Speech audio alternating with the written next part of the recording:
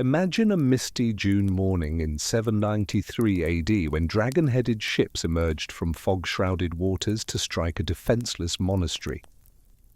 The Vikings had arrived, and Europe would never be the same. For 3 centuries, these Norse warriors would terrorize coastlines, conquer kingdoms, discover new continents, and fundamentally reshape medieval civilization. How did Scandinavian farmers transform into history's most feared raiders and adventurers?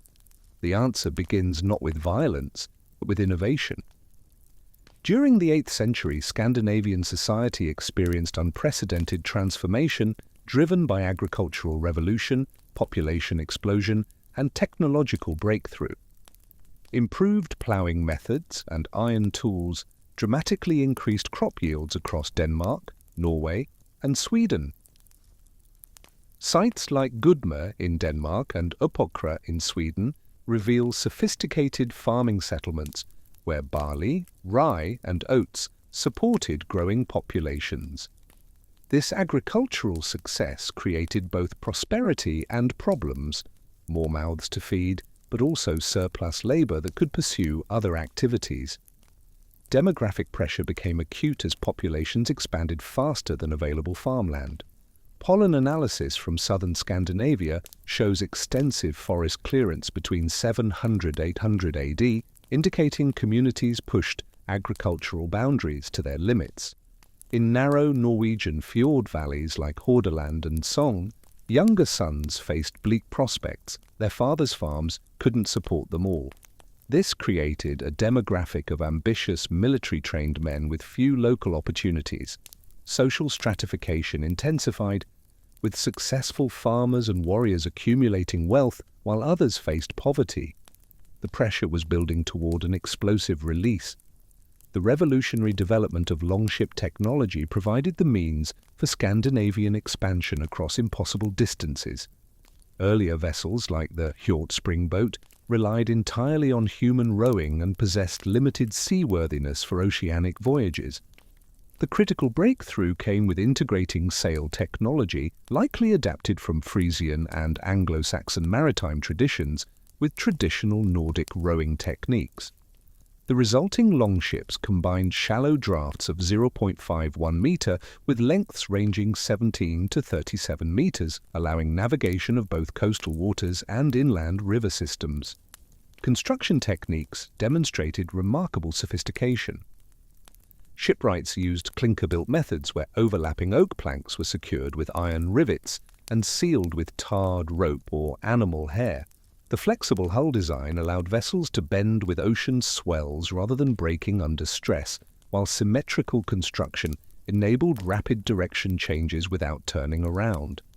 Shallow keels permitted crews to beach vessels directly on shores or drag them across narrow land passages between water bodies, a capability that would prove devastating. Propulsion systems balanced wind power and human effort masterfully.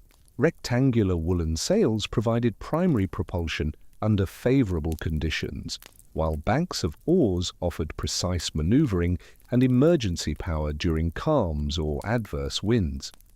Crew sizes ranged from 20 to 70 men depending on vessel length, with each warrior serving dual roles as rower and fighter.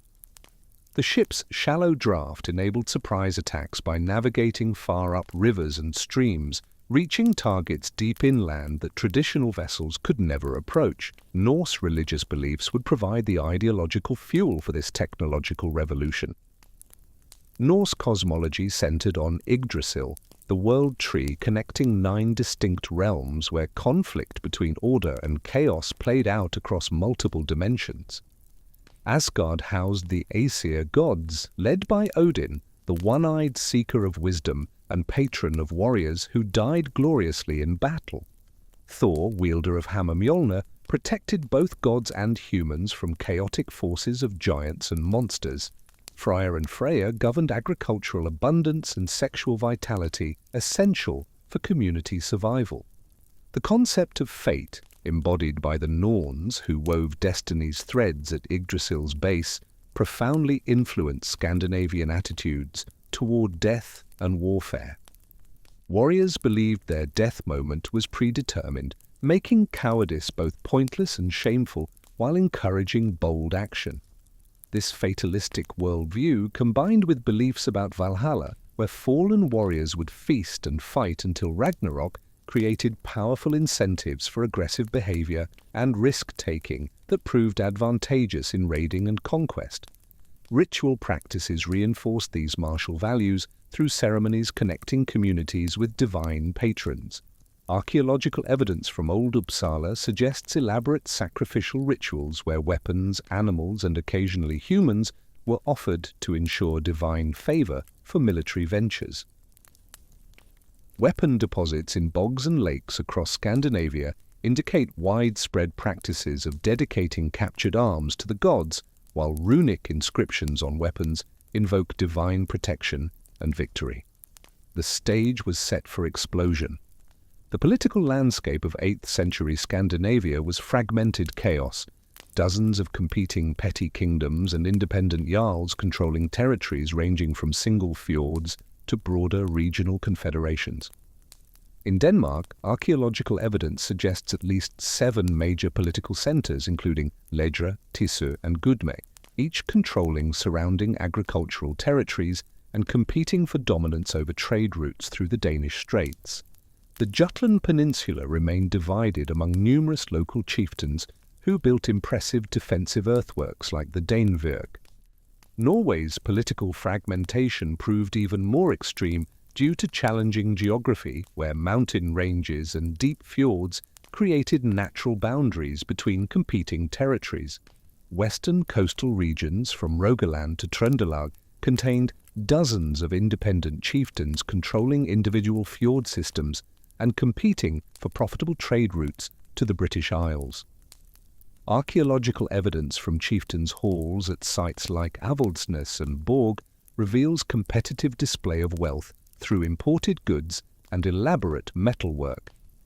This political fragmentation created both internal conflicts, consuming resources, and opportunities for ambitious leaders to recruit followers for external ventures, promising wealth unavailable through domestic competition. Unsuccessful claimants to local power could gather supporters and seek fortunes through raiding and conquest, while established leaders used successful foreign ventures to enhance prestige and attract additional followers. The competitive nature of Scandinavian politics provided both motivation and mechanism for the maritime expansion that would define the Viking Age. Then came the morning that changed everything. On June 8, 793 AD, Viking longships materialized from North Sea mists to strike Lindisfarne Monastery off the Northumbrian coast. The attack represented far more than isolated piracy. It marked the beginning of sustained Scandinavian maritime aggression that would fundamentally alter medieval Europe's political, economic, and cultural landscape. Lindisfarne occupied a strategic position, making it both attractive target and symbol of Christian vulnerability. Situated on Holy Island, accessible by causeway only during low tide, the monastery had served as Northumbrian Christianity's spiritual heart since St. Aidan established it in 635 AD. The community housed approximately 150 monks, maintaining one of Europe's most significant scriptoria, producing illuminated manuscripts including the famous Lindisfarne Gospels. More importantly for Viking raiders, the monastery accumulated substantial wealth through royal patronage, pilgrim donations, and extensive landholdings across northern England and southern Scotland. The raiders approached with calculated precision, demonstrating sophisticated intelligence gathering and strategic planning. Archaeological evidence suggests the attacking force numbered 60 or 80 warriors aboard 3 or 4 longships, indicating substantial investment rather than opportunistic raid. The assault unfolded with devastating efficiency that shocked contemporary observers across Christian Europe. Vikings landed during early morning hours when most monks attended prayers, allowing raiders to secure the perimeter before organized resistance could develop. They systematically looted the church treasury containing gold and silver chalices, jeweled reliquaries, and accumulated coins from decades of donations. Raiders killed several monks who attempted protecting sacred objects while capturing others for Scandinavian slave markets. Most significantly, they desecrated St. Cuthbert's shrine, demonstrating complete disregard for Christian sacred sites. The shockwaves would reverberate for centuries. The psychological impact of Lindisfarne resonated far beyond immediate material consequences, creating shock throughout Christian Western Europe. Alcuin of York, the prominent Anglo-Saxon scholar serving at Charlemagne's court, expressed widespread horror in letters describing the attack as divine punishment for Northumbrian sins. His correspondence reveals profound disbelief that pagan raiders could successfully assault one of Christianity's most sacred sites, previously considered protected by divine favor and geographic isolation. The raid shattered assumptions about monastic security. Contemporary chronicles from across Europe recorded Lindisfarne as portent of apocalyptic significance, with the Anglo-Saxon Chronicle noting unusual atmospheric phenomena, including fiery dragons, seen flying over Northumbria prior to attack. These accounts, while incorporating supernatural elements, accurately captured the raid's transformative impact on European consciousness. For the first time, Christian communities faced organized pagan raiders possessing both technological capability and religious motivation to assault sacred sites previously considered inviolable. Success at Lindisfarne established a template for subsequent Viking raids across the British Isles, demonstrating coastal monasteries' vulnerability and profits available through systematic targeting of religious communities. Within a year, raiders struck Rathlin Island Monastery off the Irish coast, killing monks and looting the treasury with methodical efficiency displayed at Lindisfarne. The 795 AD attack on Iona, spiritual center of Celtic Christianity founded by St. Columba, represented an even more audacious assault. The pattern was accelerating and no one could stop it. Irish monasteries presented especially attractive targets due to isolation, accumulated wealth, and minimal defensive capabilities. The monastic movement in Ireland had produced numerous wealthy foundations scattered across the island, many situated on remote islands or isolated valleys providing spiritual solitude but offering no protection against seaborne raiders. Monasteries like Inishmurray, Skellig Michael, and Glendalough had accumulated substantial treasures through centuries of royal patronage and pilgrim donations while maintaining only token defences. The systematic nature of Viking attacks on Irish monasteries revealed sophisticated intelligence networks enabling raiders to identify most profitable targets and optimal timing. Archaeological evidence from sites like Beginnish Island suggests raiders possessed detailed knowledge of monastic routines, seasonal patterns, and defensive capabilities before launching attacks. Vikings demonstrated particular interest in portable wealth, including illuminated manuscripts, metalwork, and religious artifacts, commanding high prices in Scandinavian and continental European markets. Viking tactical adaptations during Irish raids included coordinated multi-ship attacks that could overwhelm larger monastic communities and prevent organized resistance. The 824 AD raid on Bangor Monastery involved at least 6 longships carrying approximately 200 warriors, enabling raiders to simultaneously secure multiple escape routes while systematically looting the extensive monastery complex. This coordination required sophisticated planning and communication systems, demonstrating Viking raiding evolution from opportunistic piracy to organized military campaigns. But their ambitions were expanding beyond monasteries. Expansion into the Carolingian Empire marked significant escalation in both scope and strategic ambition as raiders began targeting major commercial centers rather than limiting themselves to isolated monasteries.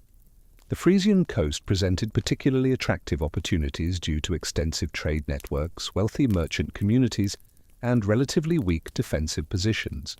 Frisian merchants had established prosperous trading centers like Dorestad, Quentovich and Medemblik, serving as crucial links between Scandinavian, Anglo-Saxon, and Frankish commercial networks. Dorestad, situated at the confluence of the Rhine and Lech rivers, represented the most significant commercial prize in the Carolingian Empire and became a primary target throughout the early 9th century.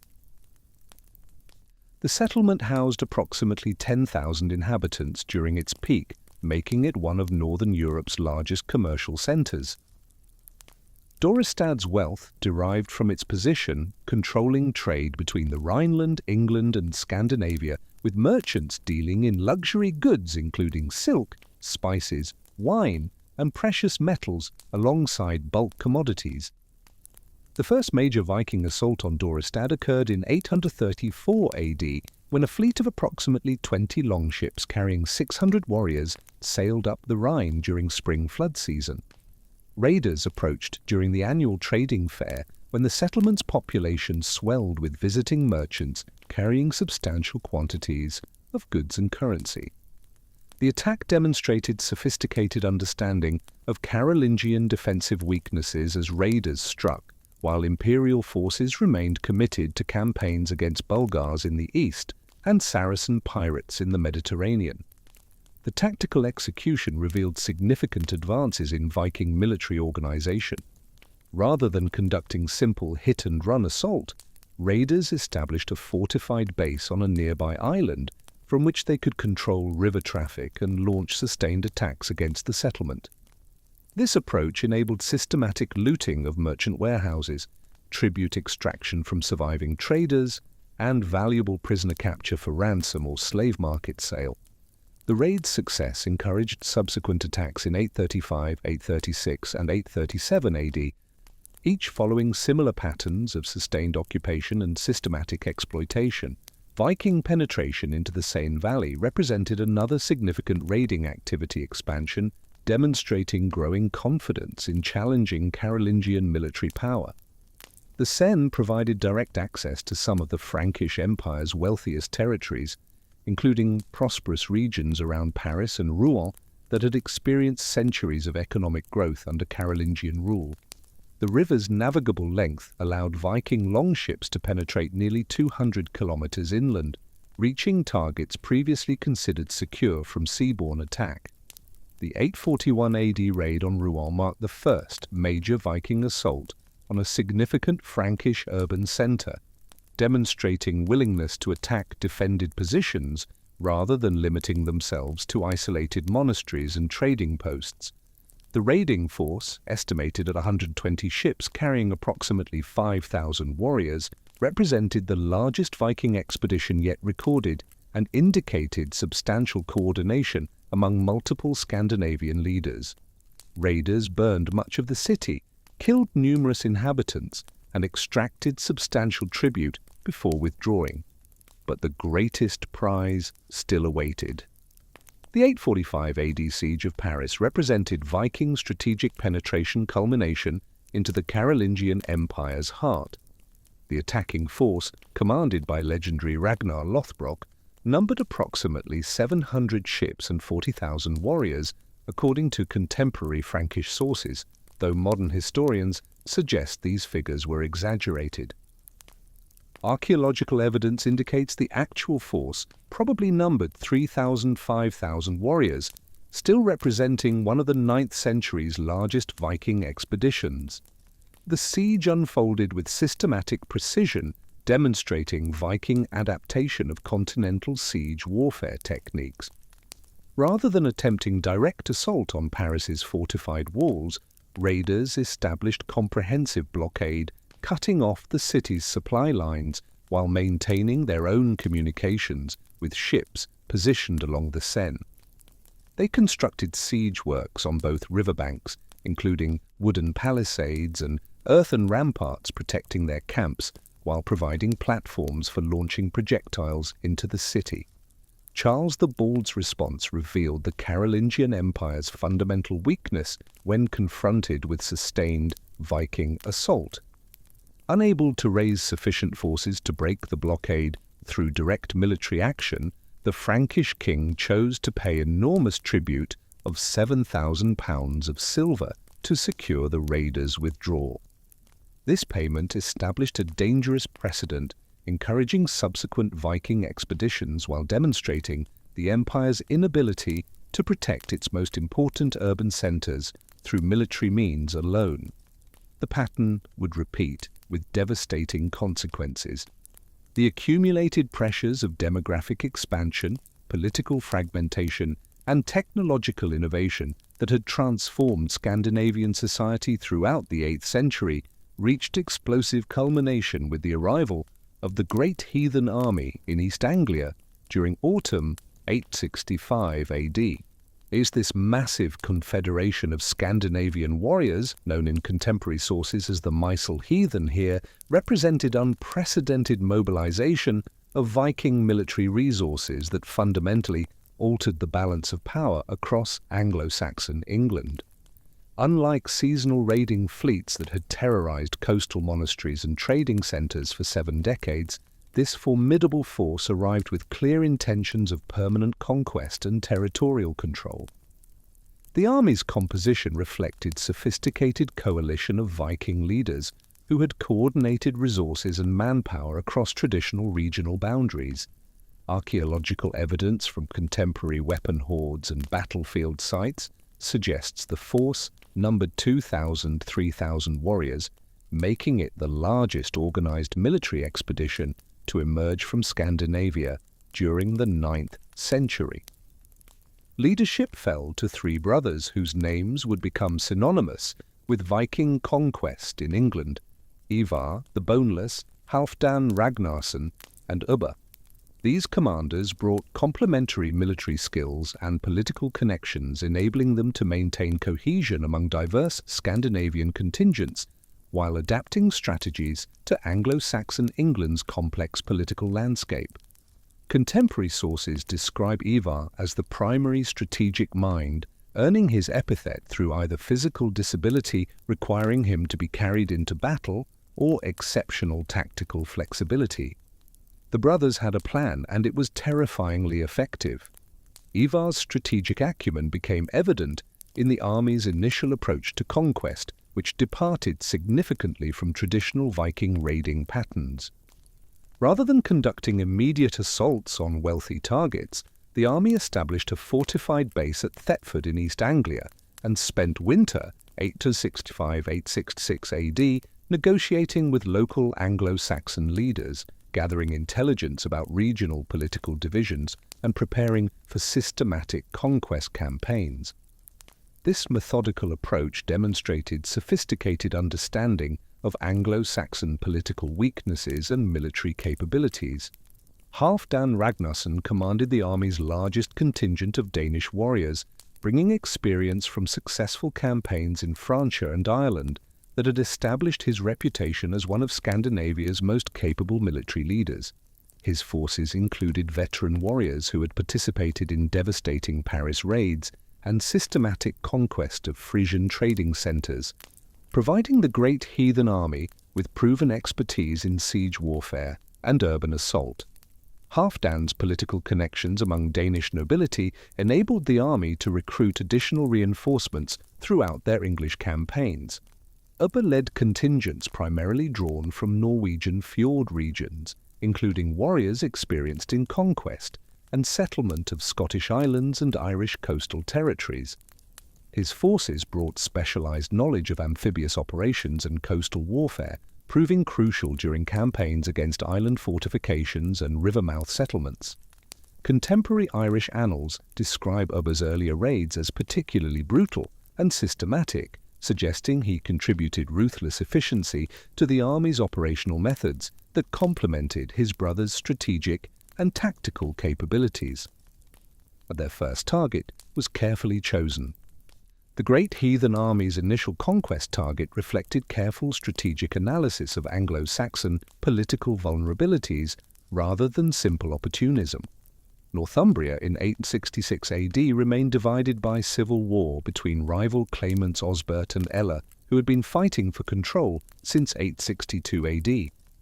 This internal conflict had weakened Northumbrian military capabilities, while creating opportunities for external intervention that Viking leaders recognized and exploited with devastating effectiveness.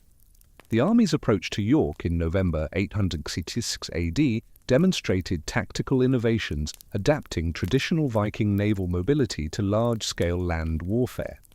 Rather than relying solely on riverine transport, the army had acquired substantial numbers of horses during their East Anglian winter quarters, transforming themselves into highly mobile mounted force capable of rapid, strategic movement across the English countryside.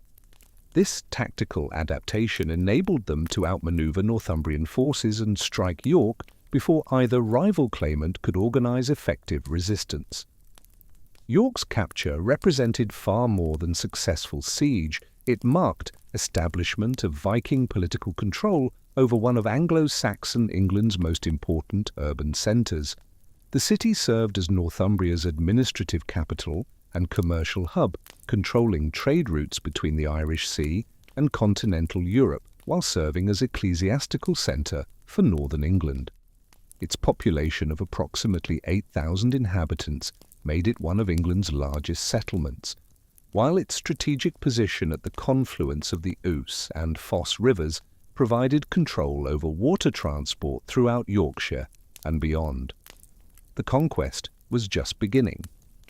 The siege itself unfolded with systematic efficiency, demonstrating the army's sophisticated understanding of urban warfare.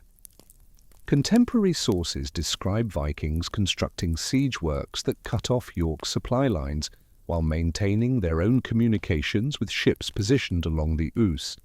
The defenders, caught between rival political factions and lacking unified command, offered minimal resistance before walls were breached through coordinated assaults combining traditional Viking shock tactics with continental siege techniques acquired during their Frankish campaigns. The aftermath of York's capture revealed the great heathen army's political sophistication and long-term strategic vision. Rather than simply looting the city and withdrawing as traditional Viking raiders might have done, the army established permanent administrative presence, maintaining existing governmental structures while inserting Viking leadership at key positions. This approach enabled them to extract systematic tribute from surrounding territories while maintaining economic productivity and social stability necessary for sustained occupation. The Northumbrian response to York's fall demonstrated devastating impact of internal political divisions on Anglo-Saxon defensive capabilities. When Osbert and Ella finally attempted coordinating their forces for counterattack in March 867 AD, the hastily assembled army lacked cohesion and strategic planning characterizing Viking forces. The resulting battle outside York's walls ended in catastrophic defeat for Northumbrians, with both rival kings killed and their combined forces scattered or destroyed. This decisive victory established Viking control over Northumbria and provided the great heathen army with secure base for subsequent conquest campaigns. East Anglia was next. East Anglia became the army's next target in 869 AD, chosen for its wealth, political isolation, and strategic position controlling access to the Thames Valley and continental trade routes. King Edmund of East Anglia had maintained relative independence during initial Viking campaigns, but his kingdom's prosperity and geographic position made it an inevitable target for systematic conquest. And the army's approach demonstrated tactical adaptations based on their Northumbrian experiences, with coordinated land and sea operations preventing Edmund from concentrating forces for effective resistance. The campaign against East Anglia unfolded with devastating efficiency, reflecting the army's growing experience in systematic conquest. Viking forces advanced along multiple routes, with mounted contingents striking inland targets, while shipborne forces secured coastal positions and river mouths. This coordinated approach prevented East Anglian forces from establishing defensive positions, while ensuring Viking supply lines remained secure throughout the campaign. Edmund's defeat and death at the Battle of Hox in November 869 AD marked the effective end of East Anglian independence and demonstrated futility of individual Anglo-Saxon kingdoms attempting to resist the great heathen army through isolated defensive efforts.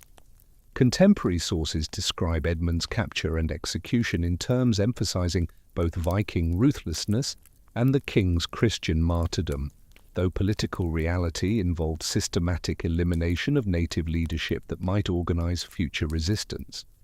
The conquest provided Vikings with control over some of England's most productive agricultural territories and established commercial centres, but the greatest prize still awaited. Mercia's turn came in 874 AD when the great heathen army launched their most ambitious conquest campaign against Anglo-Saxon England's largest and most powerful remaining kingdom.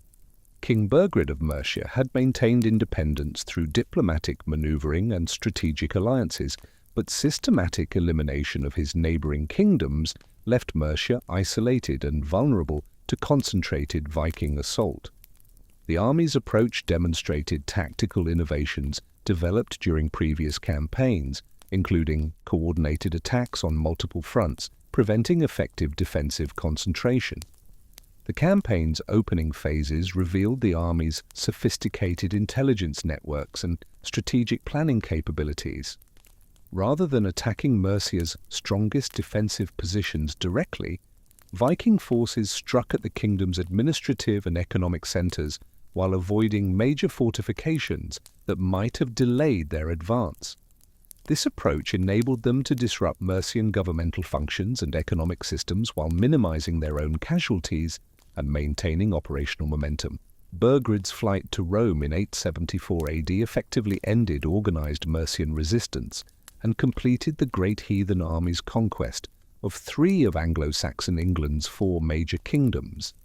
The speed and completeness of this political collapse demonstrated both Viking military effectiveness and fundamental weaknesses of Anglo-Saxon political organization when faced with sustained coordinated assault. Within less than a decade, the Viking army had transformed England's political landscape more dramatically than any military force since the original Anglo-Saxon invasions 4 centuries earlier. Only Wessex remained free. The establishment of the Danelaw through treaties negotiated between Alfred of Wessex and Guthrum around 886 AD created formal territorial boundaries, recognizing Scandinavian political control over much of eastern England while establishing coexistence frameworks between Anglo-Saxon and Viking populations. Archaeological evidence from boundary regions reveals complex territorial division and administrative organization processes accompanying this political settlement. Mixed material culture assemblages in border areas indicate ongoing Anglo-Saxon and Scandinavian community interaction despite formal political separation. The administrative systems established within the Danelaw combined Scandinavian legal traditions with existing Anglo-Saxon territorial organization, creating hybrid governmental structures managing culturally diverse populations. Archaeological evidence from Scandinavian administrative centers reveals adoption of existing royal sites and religious centers for new governmental functions, indicating pragmatic approaches to territorial control, utilizing established infrastructure while implementing Scandinavian organizational principles. The development of the 5 boroughs, Lincoln, Nottingham, Derby, Leicester, and Stamford, represented the most sophisticated example of Viking administrative organization in conquered England. These fortified centers served dual functions as military strongholds and commercial hubs, enabling Viking forces to control surrounding agricultural territories while maintaining economic networks necessary for sustained prosperity. Each borough housed substantial Viking populations while serving as administrative centers for surrounding rural settlements, combining Scandinavian and Anglo-Saxon inhabitants. But far to the west, another dramatic Viking expansion was unfolding. While the great heathen army established permanent settlements in England, other Viking forces turned attention to rich river systems of the Frankish Empire, where major waterways offered direct access to medieval Europe's wealthiest territories. The Seine, Loire, and Rhine rivers became highways for Viking longships, enabling raiders to penetrate hundreds of kilometers inland and strike targets never before facing seaborne assault. The strategic importance lay not merely in navigational advantages, but in their role as commercial arteries connecting the Frankish Empire's agricultural heartlands with international trade networks. The 885-886 AD siege of Paris marked the apex of Viking military pressure on the Carolingian Empire and demonstrated evolution of their siege warfare capabilities over 4 decades of continental campaigns. The attacking force, led by Siegfried and Rollo, numbered approximately 700 ships according to contemporary sources, though this figure likely represents total Viking presence along the Seine rather than ships directly involved in siege. The actual besieging force probably numbered 4,000–6,000 warriors, making it comparable to the largest Frankish armies of the period. The siege's tactical execution revealed significant advances in Viking military engineering and strategic planning. Raiders constructed elaborate siege works, including wooden towers matching Paris's wall's height, battering rams designed to breach stone fortifications, and catapults capable of launching projectiles over the city's defenses. These sophisticated siege engines demonstrated Viking adoption of continental military technology and their ability to adapt traditional naval warfare techniques for land-based operations. Count Odo's defense became legendary, but the outcome would shock Europe. The siege's conclusion demonstrated complex political calculations influencing Viking strategic decisions during this period. Rather than continuing costly siege indefinitely, Viking leaders accepted payment of 700 pounds of silver and permission to sail up the Seine to raid Burgundian territories that hadn't contributed to Paris's defense. This agreement enabled them to maintain military forces intact, while securing both immediate financial rewards and access to previously untouched targets in the upper Seine Valley. The establishment of permanent Viking settlements along the Seine culminated in 911 AD with the Treaty of Saint-Clair-sur-Epte between Viking leader Rollo and West Frankish king Charles the Simple.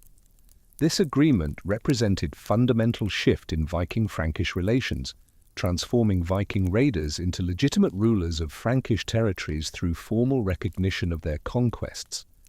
The treaty granted Rollo control over the lower Seine Valley and territories that would become the Duchy of Normandy, establishing legal framework for Viking integration into Frankish political structures. The transformation of Viking raiders into Norman nobility required substantial adaptations in both military organization and administrative practices. Rollo's followers had to transition from mobile warrior bands focused on raiding and tribute extraction to settled landowners responsible for agricultural production and territorial defense. This transformation involved adoption of Frankish legal traditions, Christian religious practices, and feudal administrative structures, enabling integration into existing political systems while maintaining Viking military effectiveness. The process of Normanization would create one of medieval Europe's most powerful states. Far to the east, Swedish Vikings pursued entirely different expansion along the river systems of Russia and Ukraine. The route from the Varangians to the Greeks connected the Baltic Sea with the Black Sea and Constantinople, creating commercial network channeling luxury goods from the Byzantine Empire and Islamic world into Scandinavian markets. This eastern expansion differed fundamentally from Western Viking activities, focusing on trade and commercial settlement rather than raiding and territorial conquest. The Volga and Dnieper rivers provided primary routes for Swedish expansion into Eastern Europe, with their extensive tributary systems enabling Vikings to penetrate deep into continental interior. The Volga route connected the Baltic with the Caspian Sea and Islamic trading centers of Central Asia, while the Dnieper provided access to the Black Sea and wealthy markets of Constantinople. These river systems required different navigational techniques from oceanic sailing, including ability to portage ships and equipment around rapids and other obstacles.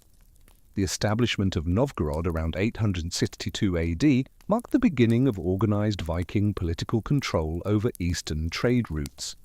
The settlement's strategic position at the northern end of the Dnieper system enabled control over trade between Scandinavia and the Byzantine Empire, while providing secure base for further expansion southward.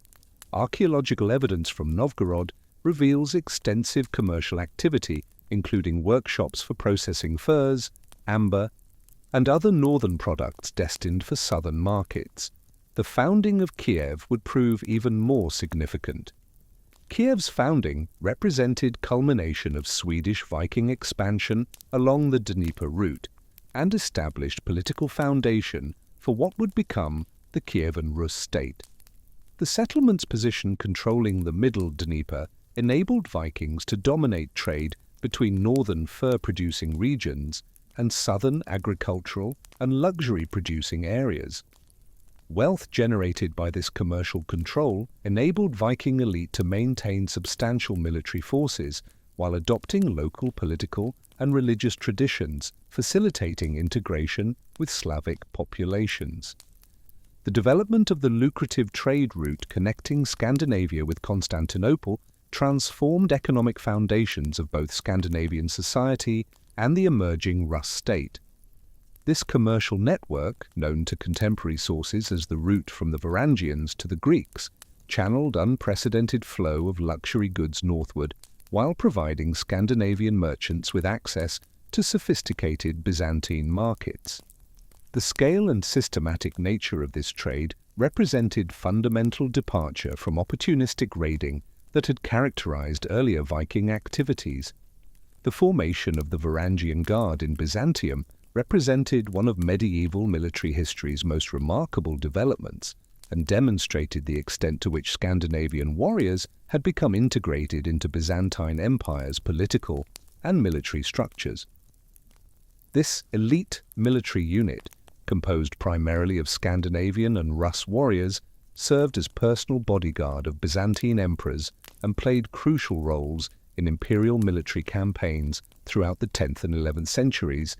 The Guard's formation reflected both military reputation Scandinavian warriors had earned through campaigns across Europe and the Byzantine Empire's need for loyal troops remaining outside Constantinople's complex factional politics. But even more remarkable discoveries awaited in the West. The systematic conquest of Anglo-Saxon England and establishment of Viking commercial networks across continental Europe created demographic pressures and maritime expertise necessary for the most ambitious phase of Scandinavian expansion, colonization of uninhabited islands of the North Atlantic. Success of Viking settlements in England, Ireland, and Francia had demonstrated that Scandinavian agricultural techniques and social organization could flourish in foreign territories, while decades of oceanic voyaging had produced a generation of navigators with unprecedented knowledge of Atlantic weather patterns. The initial impetus for westward expansion beyond familiar waters around Britain and Ireland came from political upheavals in Norway during the 860s and 870s. Harald Fairhair's campaigns to unify Norwegian petty kingdoms under centralized authority created substantial populations of displaced nobles and their followers who faced choice between submission to Harald's rule or exile from ancestral territories. Contemporary sagas describe these political refugees as men of substantial means and military experience possessing both resources necessary for long-distance colonization and motivation to establish independent settlements beyond Harald's reach. The discovery of Iceland occurred around 860 AD when Norwegian navigator Nadod was blown off course during voyage to the Faroe Islands and encountered unknown landmass covered with snow and ice. His initial exploration of southeastern coast revealed no signs of human habitation, but indicated presence of extensive grasslands suitable for livestock grazing during summer months. Nadod's report of this discovery, which he named Snaeland, reached Norway through extensive networks of traders and seafarers, maintaining communication between Scandinavian settlements across the North Atlantic. The race to claim this virgin territory was on. Systematic exploration of Iceland began in earnest around 870 AD when Swedish Viking Gardar Svaversson circumnavigated the entire island and confirmed its suitability for permanent settlement. Gardar's expedition, which included detailed mapping of coastal features and river mouths, established that the landmass was indeed an island rather than part of larger continental territory. His winter encampment at Husavik on northern coast demonstrated that the island's climate, while harsh, could support human habitation with proper preparation and adequate supplies. The formal colonization of Iceland began in 874 AD when Ingólfur Arnason and his foster brother Hjörleifur Hróðmarsson led the first permanent settlement expedition to the island. Ingólfur's background as prominent Norwegian chieftain who had fallen afoul of Harald Fairhair's unification efforts exemplified political motivations driving Icelandic colonization. His substantial resources, including several ships, dozens of followers, and extensive livestock herds, enabled him to establish settlement capable of surviving critical first years when colonists remained vulnerable to crop failures, harsh winters, and other environmental challenges. Ingólfur's approach to site selection demonstrated sophisticated understanding of factors necessary for successful North Atlantic colonization. Rather than settling at first suitable location encountered, his expedition spent months exploring Iceland's southwestern coast before establishing permanent base at Reykjavik. The chosen location provided access to excellent natural harbours for maintaining communication with Norway and other Scandinavian territories, while surrounding valleys offered extensive grasslands suitable for livestock grazing and limited agricultural cultivation. But tragedy would strike early. The tragic fate of Hjörleifur Hróðmarsson illustrated dangers facing early Icelandic colonists and importance of maintaining discipline among diverse settlement groups. Hjörleifur's decision to settle separately from Ingólfur, combined with his harsh treatment of Irish slaves captured during Hebridean raids, led to slave revolt resulting in his death and settlement destruction. The surviving slaves fled to the Westman Islands, where Ingólfur's men eventually tracked them down and killed them in revenge for Hjörleifur's murder. This incident demonstrated both isolated settlements' vulnerability and effective leadership's crucial role in maintaining colonial security. The rapid pace of Icelandic settlement during final decades of 9th century reflected both the island's attractiveness to Norwegian political refugees and effectiveness of communication networks spreading information about settlement opportunities throughout Scandinavia. Archaeological evidence suggests that by 900 AD, Iceland's population had grown to approximately 10,000 inhabitants, distributed among several hundred individual farmsteads scattered across the island's habitable coastal regions and interior valleys. The development of distinctive Icelandic legal and political institutions reflected both Scandinavian traditions and unique challenges of governing dispersed population without traditional royal authority. The absence of king or central government in Iceland necessitated creation of alternative mechanisms for resolving disputes, enforcing laws, and coordinating collective action. The solution emerged through gradual development of the Althing system, combining elements of Norwegian thing assemblies with innovation specifically adapted to Icelandic conditions. The most remarkable political innovation in medieval history was about to emerge. The establishment of the Althing around 930 AD represented one of medieval period's most remarkable political innovations. This annual assembly held at Thingvellir in southwestern Iceland brought together representatives from throughout the island to resolve legal disputes, enact legislation, and coordinate responses to common challenges.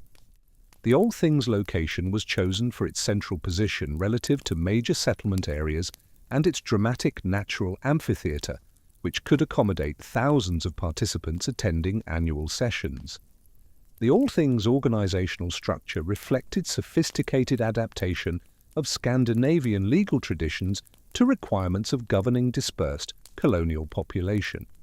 The assembly was divided into 4 regional courts, corresponding to Iceland's major settlement areas, with each court handling legal disputes arising within its territorial jurisdiction. A 5th court, established later, served as appellate body for cases that couldn't be resolved at regional level. This judicial system enabled effective legal administration across Iceland's challenging geography, while maintaining participatory traditions characterizing Scandinavian political culture. The role of the law speaker in the Althing system demonstrated importance of oral legal traditions in early Icelandic society. This elected official was responsible for memorizing and reciting entire legal code during annual assembly, ensuring all participants understood their rights and obligations under Icelandic law. The law speaker's 3-year term reflected substantial commitment required to master complex legal traditions, while democratic selection process ensured this crucial position remained accountable to broader population. But even more distant shores beckoned. The discovery and colonization of Greenland represented logical extension of North Atlantic expansion patterns established during Icelandic settlement.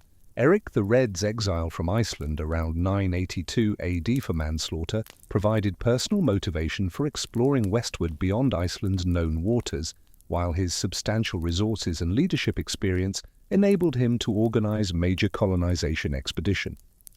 Eric's background as son of Thorvald Asvaldsson, who had himself been exiled from Norway for manslaughter, exemplified recurring pattern of political and legal troubles driving Viking expansion into increasingly remote territories.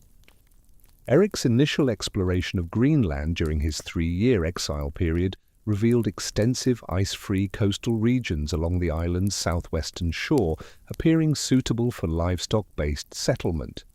His systematic survey of these territories, which he deliberately named Greenland to attract potential colonists, identified numerous fjords with sheltered harbors and extensive grasslands that could support pastoral economy, proven successful in Iceland.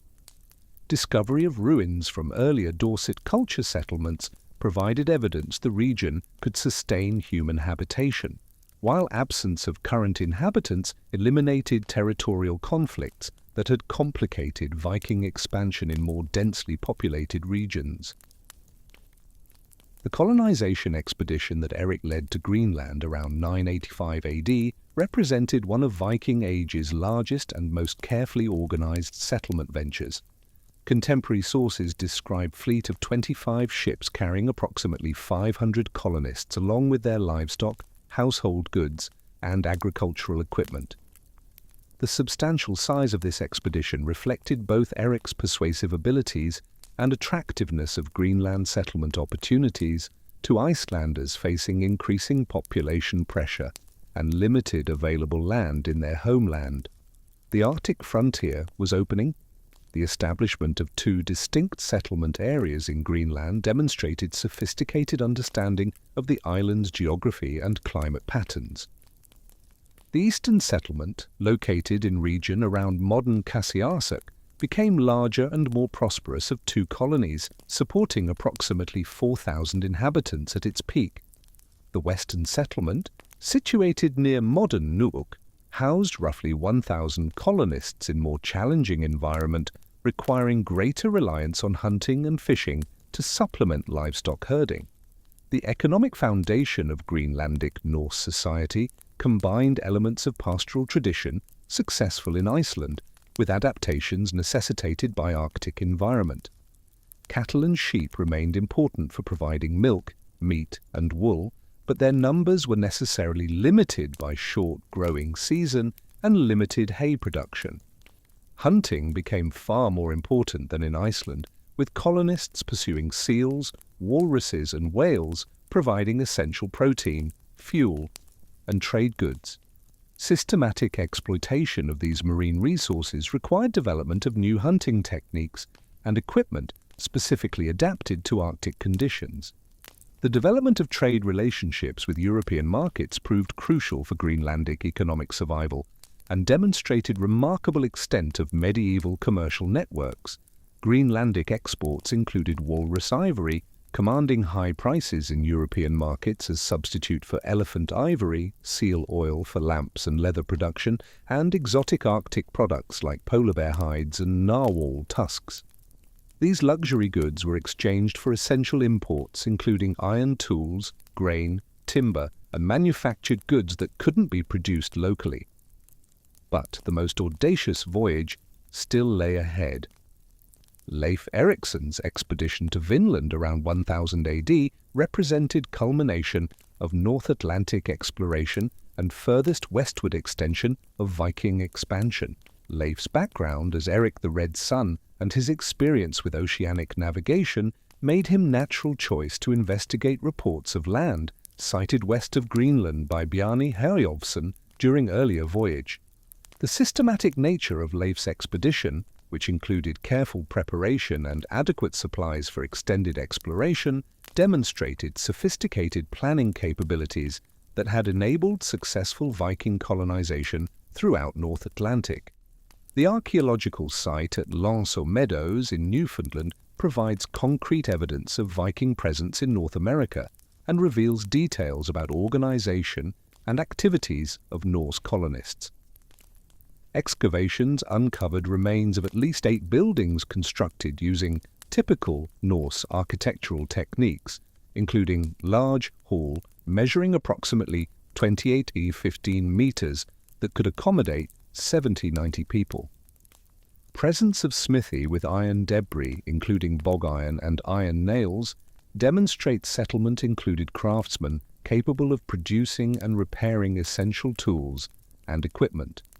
The material culture recovered from Longso Meadows reveals both temporary nature of Norse occupation and sophisticated technology enabling their transoceanic voyages. Artifacts include iron boat nails identical to those used in Greenlandic and Icelandic ship construction, bronze pins typical of Scandinavian dress accessories, and spindle whorl indicating presence of women engaged in textile production. The absence of agricultural tools or permanent storage facilities suggests sites served primarily as base for exploration and resource extraction rather than permanent colonization. The reasons for abandonment would reveal Viking expansion's limits. The reasons for Vinland settlement's abandonment reflected both environmental challenges and conflicts with indigenous populations that Norse colonists were unprepared to handle. The sagas describe encounters with people they called Skraelings, who initially engaged in trade relationships with Norse, but later became hostile. Archaeological evidence suggests these indigenous groups possessed sophisticated military technology, including composite bagus, giving them significant advantages in woodland warfare, where Viking heavy weapons and armor proved less effective. Back in Europe, the transformation of Scandinavian kingdoms into Christian monarchies during early 11th century coincided with renewed phase of aggressive expansion, marking both zenith and conclusion of the Viking Age. Knut the Great's systematic conquest of England beginning in 1013 AD represented culmination of Danish strategic planning, developing for over 2 decades. Unlike seasonal raids characterizing earlier Viking attacks on English territories, Knut's campaign involved coordinated deployment of multiple fleets carrying thousands of warriors in sustained effort to overthrow Anglo-Saxon monarchy. Knut's victory at Battle of Asundun in October 1016 established his definitive control over England and marked beginning of one of most successful examples of Viking territorial integration in European history. The battle involved approximately 10,000 warriors on each side, making it one of the largest military engagements fought on English soil during medieval period. The administrative integration of England into Danish realm revealed Knut's sophisticated understanding of governmental requirements for ruling diverse populations across vast territories. His North Sea Empire, encompassing Denmark, England, and Norway, represented Viking power's apex. But it wouldn't last. Knut's death in 1035 created succession crisis, revealing both achievements and limitations of personal monarchy in maintaining political unity across diverse territories. The fragmentation of North Sea Empire among competing claimants demonstrated that even most successful Viking rulers remained dependent on personal relationships and military force rather than institutional structures surviving dynastic transitions. Harald Hardrada's emergence as last great Viking leader represented both continuity with traditional Scandinavian military culture and adaptation to changing political circumstances of mid-11th century Europe. The Battle of Stamford Bridge on September 25, 1066, represented culmination of 3 centuries of Viking military evolution and marked definitive end of Scandinavian territorial ambitions in England. The engagement involved approximately 7,000 English warriors facing Harald Hardrada's remaining forces of roughly 9,000 Norwegians, creating one of the largest battles fought on English soil during medieval period. The death of Harald Hardrada during later battle stages marked not only end of Norwegian resistance, but also conclusion of Viking Age as period of Scandinavian territorial expansion. The transformation of former Viking warriors into medieval knights, merchants, and administrators represented fundamental changes in Scandinavian social organization, accompanying political consolidation and religious conversion. The 3 centuries of expansion, settlement, and cultural exchange had created lasting influences on European languages, legal systems, commercial networks, and political institutions that would continue shaping continental development long after longships disappeared from European waters. The Vikings had transformed from pagan raiders into Christian Europeans, but their legacy would echo through centuries, giving England its Normans, Russia its founders, and Iceland its democracy.